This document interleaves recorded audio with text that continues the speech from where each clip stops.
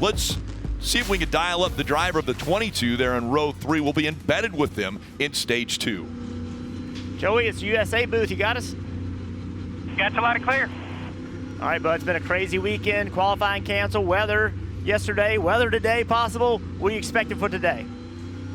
Right now, everything looks pretty dry and normal here for Loudon, so we'll see what we got with our Brothers Pizza Mustang. We got plenty of extra motivation. It's a home race for me, so a lot of family and friends up here. Got the JL Kids crew here as well, so ready to make it happen today. All right, buddy. Have fun today. Good luck. For that, thanks, guys.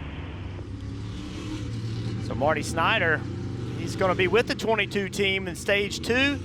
Paul Wolf, he's crew chief, one of the best in the business. Let's learn a little bit about him. All right, 4 tires, 2 cans, no adjustments. Paul Wolf and Joey Logano, they can take a 10th place car and run 5th with it, and they do that often. Paul is probably one of the best at calling a race. As they come off the pit lane, looks like Joey Logano is going to lead them off. Paul's always been the guy that's just going to roll the dice. They would always come out on top of some weird call of like a 2-tire thing, a no tire, and it would work for them. You're better than them on equal tires, so you got this. I feel like he does a really good job of when their car is not great, he'll do something totally off the wall, and then the caution will fall, and then boom, there's Joey lined up in the front 2 rows for one of the late restarts. Yeah! Yeah! Some pretty high praise there for Paul Wolf, one of the best strategists here in the NASCAR Cup Series. Let's chat with him. So he would kind of think like New Hampshire, 301 laps, short race, it would be simple strategy, but that's not the case. Why? Yeah, far from it. Obviously, you kind of look back at last year's race and kind of the tire strategies that happened there. A lot of it's dependent on your running position and when the cautions fall, but there's definitely opportunities, and I think we'll see it today where guys will switch it up, whether that's stay out, 2 tires, 4 tires. So, and throw in the weather on top of that. We got plenty to think about today. Yeah, so let's talk about this race for the 22 team. 9 races left in the regular season. Is this one kind of circled as, hey, there's one we can win? Well, historically we've been strong here, and the short tracks have been good for us this year. And I think as we looked at this stretch after we won the All-Star race at Wilkesboro, that this was another one on the list that we felt like we could have a shot at. And 7 laps of practice isn't a lot, but seemed like we've got something to work with today, and we'll stay on top of it all day. And like you said, get that strategy right, because I think potentially it could flip-flop, and if we get on the rain tires or wet tires, that changes things up a lot as well. As of now, they are outside the playoffs, but a win would change all of that. We appreciate the access Team Penske is going to give us. I'll be sitting right here during stage 2, Kim Kuhn. Leaders have hit pit road. Bell leads them all down. After 70 laps, they'll be looking for tires and adjustments, Marty. Steve, for a driver below the cut line, 9 critical stage points for Joey Logano, who finishes 2nd in that stage. He said, I just need more drive on exit, but pretty happy with a 22. Meanwhile, Christopher Bell said, I'm just a little bit too tight mid-corner. He said, make the adjustment very small, Kim. We'll take a swing at the 9 car of Chase Elliott. He said it was way loose, bouncy, terrible ride. He was just hanging on, he said at the end. He said, I didn't notice it bounce yesterday at all. Not sure where that came from. Wasn't an air thing, had it from the green. A little slow on that. They did make a left rear adjustment on Chase Elliott. Bell and Logano finish 1st and 2nd. That's the way they come off of pit road. And we're looking forward to being embedded with that 22 team. That's Joey Logano. We'll be on the pit box with Paul Wolf, and we'll be hearing from Coleman Presley on the spotter stand.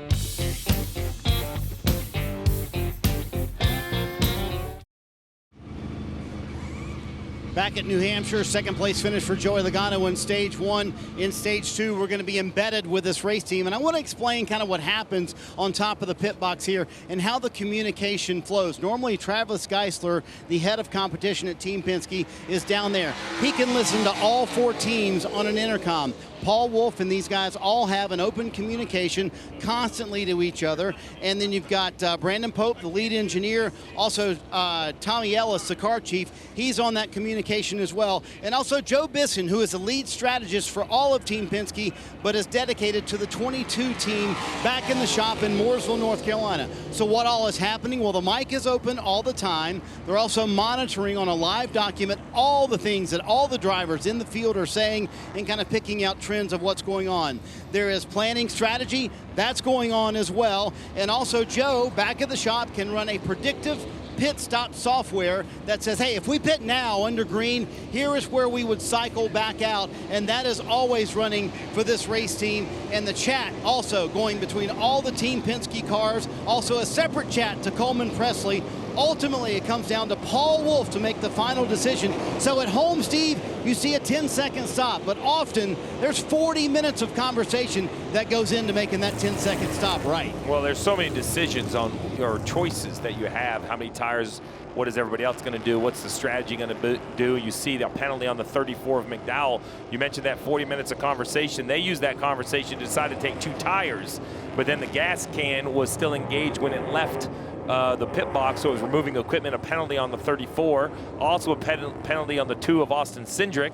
And Jeff, you were kind of shocked and surprised. Bell choosing the bottom. Yesterday we saw the leader always choose the top. Historically here, that inside line does not accelerate as well as the outside line. Let's see how it works out for Bell. And let's listen in to Coleman Presley. 5 and go. Truex is closer to you. Half back to Truex, half back to Truex, half back to Truex, half back, east by 2, half back in line, headlight up, in line, just gonna be the 20. You're all clear at the bottom. All clear right here, all clear, all clear. 2 back, Truex's box, 2 back, top is closer.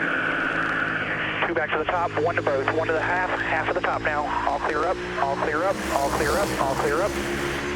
All right, Truex is not clear. 3/4 back, he is not clear, he is not clear. 1 back, he is not clear.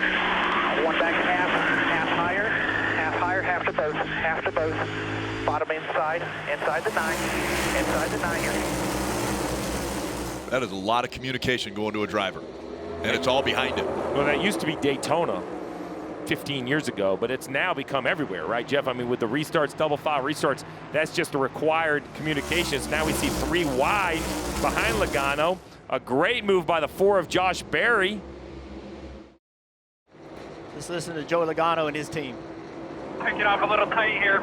I had less overall grip to fire off. Seems like compared to the other guys. Now I'm tight. 50 on the leader. All of his lap times coming from turn 2 exit. Turn 2 exit. Slightly lower in the middle. Same pull down as you. All right, so Joey giving information to his team about how the car took off on this restart, how it drives. Coleman Presley coming right back at him and saying, okay, here's where we need to be better. Here's what the leader's doing. Here's how he's doing it. Giving that information to Joey, not telling Joey how to drive the race car, but just making sure that Joey understands where the actual speed is being lost. That's great communication, a lot of trust between that driver and spotter. Well, let's take a look at the progressive telemetry on the 22 of Joey Logano. Jeff, take me behind the wheel. We see what the car looks like on the racetrack. Show me what Logano himself is doing. Now, this makes more sense, 3rd and 4th. So that answers my question on Truex. We saw him not shift earlier and only ran in 4th. While they are shifting on the racetrack, it's between 3rd and 4th, not 4th and 5th. Well, you can see right now, Joey talked about being tight, and it shows up right in the middle of the corner. The 11 car is able to stay down, roll the middle of the corner with more speed. Joey gets in the corner. You saw him roll through those bumps right there. The 11 is turned, and the 22 is not. This is where it's going to get difficult to make that pass. Even though Hamlin has good rotation in the middle, it's hard to keep that rotation on corner exit without it getting hard on the rear tires. So, Joey's going to put up a big fight right here. Denny knows it's coming. Denny actually jumping to the outside, trying to surprise him. It's 2 of the very best going at it. And they're going to run the same line through 3 and 4. Hamlin a little bit higher.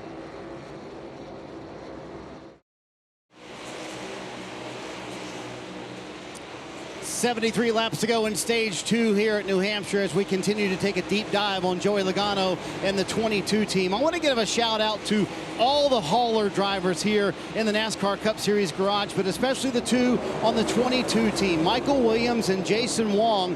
And you look at the last 4 weeks for the hauler drivers, they will tell you arguably the toughest stretch of the year for these drivers. They have gone all those miles, over 10,000 miles in the last 4 weeks. And I talked to Jason this morning about it. He said he has had 1 day at home in 4 weeks. That was this past Tuesday. I asked him what he did. He said, nothing. I just relaxed the entire day. But Steve, you know it as well as anyone, the unsung heroes in the NASCAR Cup Series and really in all of NASCAR, the hauler drivers who make sure these cars get safely to and from the racetrack every week. Every time you bring a new fan to the racetrack, I kind of seem to ask the same questions. A lot about pit stops, a lot about, you know, how fast they go, how much banking. But then when you kind of give them a garage tour, you say, and this is the same hauler that's every single week, their head just explodes. Their eyes get huge. You're like, wait.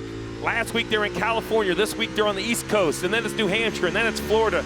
And Marty brings up a great point. You know, we kind of complain if we have a connection that gets canceled on commercial flights. We get home the next day and we forget. When this checker flag ends, all of these haulers load up, most of them with 2 drivers, and they start heading south.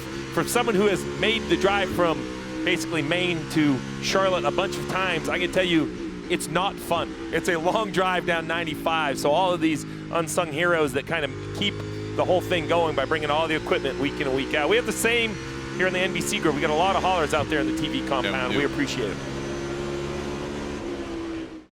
Run. All right, Marty, let's learn a little bit more about this 22 team. Yeah, let's chat with Jake Simonera, the veteran rear tire changer for Joey Logano. So what is it like when you're doing a green flag stop at New Hampshire, and what are the challenges of that, Jake? Yeah, it's loud. You know, pit road's slick, and you're trying to watch all these other teams. You want to be the first one on pit road so you can try to jump them. So it's a lot of communicating, watching up pit road, see which teams are getting ready to go, and you want to be the first one out there. So it's a lot of communication here, but this pit road's really slick, so it's a tough one. As many key pit stops have you done in your career? Is there more pressure when you're running in the top 5? 100%, but I've always liked it.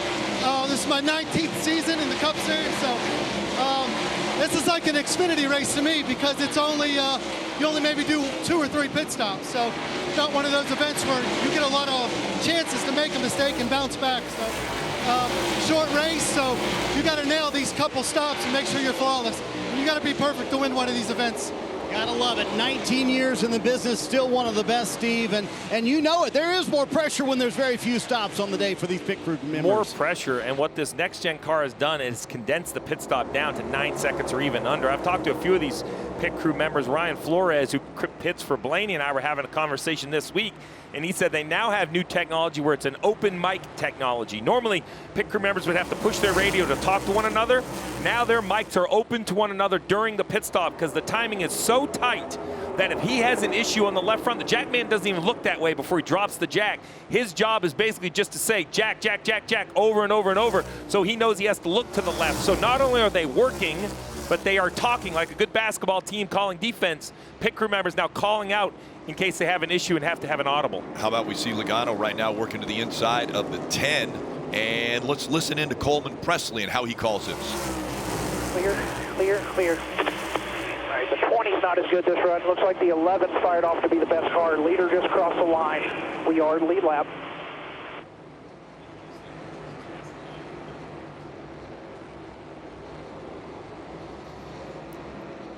We saw clear, clear, clear as he was able to get by Noah Gragson.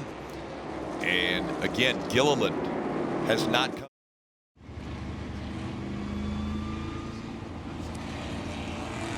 Back at New Hampshire, a caution here in the middle of stage 2 in the middle of a green flag pit cycle as well. Joey Logano and Paul Wolfe made the decision to stay out here. We were talking earlier about all the communication that goes into that. Why did you guys collectively decide to stay out there? Well, I kind of could have went either way on that one. You know, kind of looked at scenarios last race, kind of similar laps on tires. We stayed at work. I would have hoped a few more would have stayed with us, give us a little more cushion. Yeah, we'll make the most of it here and then make our decision when we get to the end of the stage. You kind of called it. You said we are going to be very competitive today, but it looks like the Gibbs cars are just as good, maybe a tick better. If you're going to win, what do you need to do between now and the end of the race? Well, we don't fire off good enough on the short run. We need a little more turn in the car to get going on the short run. It seems like our long run hangs in there good. but we just got to be a little better on the restarts and those types of things. All right, so Steve, short run speed, how are you going to find that if you're the crew chief of the 22? If I could find short run speed, I'd still be on a pit box, Marty. No, I mean, the truth is, it's very hard to find short run speed without giving up long run. You can easily put air pressure in your tires and certain things that would fire off a little bit better, but you have to pay the penalty later on. I loved his kind of honest answer of what their strategy is, right? We're going to keep the track position, see what happens down the road. Another good break. Jeff, you mentioned it, 5 cars took the wave around. Even though everyone didn't pit, they were in front of the 11 who stayed out. So the 6, the 16, 41, 2, and 21 got to wave back around, gain a lap on the field. But now we have a mixed kind of field, right? We have Hamlin and Logano out there on tires that they last changed about 20 laps ago. Behind them, Truex, Bell, Elliott, they came to pit road but only took fresh rights. They did get a little bit more fuel in, not that they need that to get to the end of the stage, but that might speed up a pit stop later in the race. So really kind of a mixed group. Also a penalty for the 77 pitting outside the box for Carson Hocevar. And we saw Alex Bowman, they did push that car to the garage, his first engine failure in 236 starts at Hendrick Motorsports. We'll see now how Hamlin and the 22 do as they'll bring the field back to the green flag. And we're going to listen in to Coleman Presley once again as he will call the start of this one. Count down to the mark. 5, 4, 3, 2, 1, go. All right, you're going to get pushed here. In line, in line, in line, in line, in line, in line, in line. Still there. Still outside. Still there. Door. Still out there. Still there. Tight door. Still out there. Door. Quarter. Quarter. Still out there. Still there. Still there. Still there. Still there. Half to the little Joey. Half back behind him by 3/4. Nothing in your lane. By 1 to Corey behind. Just Denny. 1 to Corey. Half to Corey. Still there. Still out there. Denny, a lane up. Door. Still out there. 2 lanes up. Still there. 2 lanes up. Still there. Still there. Still there. 1 back behind him. Clear up. Half to LaJoy. You got a buffer of half. Quarter in line. Quarter in line. Higher. Half higher. Half higher. Still clear. Bell's on the bottom by 1. The 20's on the bottom by 1. So I'm not sure I've heard a spotter use other drivers' names that much. I've always heard numbers. He started throwing out names, and it was Corey a few times. Then LaJoy, he's using first and last names. Now we're 3 wide. Hamlin, Denny, I mean, he was all over it. Let's listen to Coleman Presley as he brings him back to the green. Go. All right, he's got push. You're quarterback in line, quarterback in line, quarterback in line. Still there, quarter in line. Top's covered. Top's covered by Truex. Top's covered by Truex. Still there, trying to force middle. Still out there. One, just Denny, just Denny, just Denny, just Denny. Still there, still there, still there. Top's covered by quarter. Top's covered by Truex. He's outside now. Still there on the mid lane, trying to go 3 wide, 3 bottom, bottom of 3, 2 outside, 2 outside, 2 outside. Still there, 2 outside, 2 outside. Middle lane's clear, just 1 outside. Top's covered, outside, outside Truex. Top's covered by the 20. Top's covered by the 20. Don't let him force mid on you here. Outside the 20. Clear the 20, just the 19 if you get there. You're all clear up. All clear up, half to the 20, and then 2 to Blaney. Quarter in line, he has momentum. Just the 19 if you get there. That means there's room behind the 19. And Jeff, I hope you took notes. That's what I want to hear in race traffic when we leave here today. That gave me a lot of confidence. Like I could make some time down 106 in race traffic. Look at this traffic. I can't talk that fast.